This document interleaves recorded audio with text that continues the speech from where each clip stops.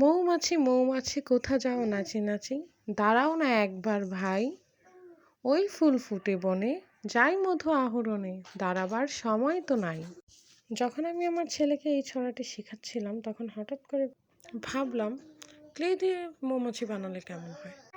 তাই আর বসে না থেকে চট করে একটি মৌমাছি বানিয়ে নিলাম।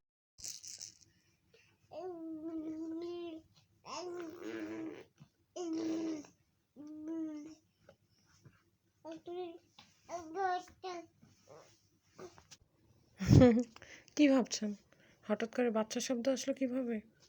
আমি যখনই ভয়েস দিতে যাই অথবা আমি ভিডিও করি তখনই আমার ছোট ছেলে ঘুম থেকে উঠে যায় এবং আমাকে ডিস্টার্ব করে। তাই ভাবলাম আজকে ভয়েস দেওয়ার সময় যখন ডিস্টার্বই করছে, আমার কথার পরিবর্তে কেননা ওর ভয়েস দেওয়া যাক।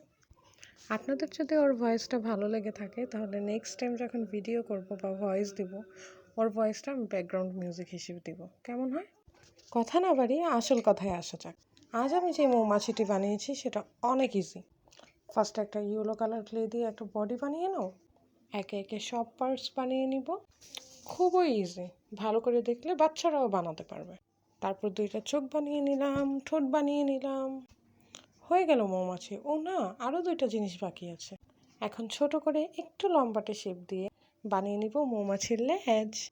এই লেজটা লাগাতে গিয়ে যে কতবার এটা নষ্ট হয়ে গেছে, কারণ ক্লে হচ্ছে খুবই নরম জিনিস। এটা যত চাপ দিয়ে ধরবো বা লাগাতে যাব এটা তত চ্যাপ্টা হয়ে যাবে, নাহলে নষ্ট হয়ে যাবে। তাই এটাকে ধরতে গেলে খুবই আস্তে যত্ন সহকারে ধরতে হবে।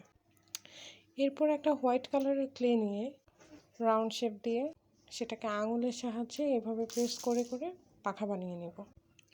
এরপর আলতোভাবে পাখা দুইটি লাগিয়ে নেব। পাখা দুটিকে ভালোভাবে অ্যাডজাস্ট করার জন্য একটা ছুরির সাহায্যে আমি আস্তে আস্তে এটাকে প্রেস করে নেব। খুব সুন্দরভাবে মিলিয়ে নিতে হবে। এটাকে ভালোভাবে মিলিয়ে নেওয়ার পরে হয়ে গেল আমার মৌমাছি।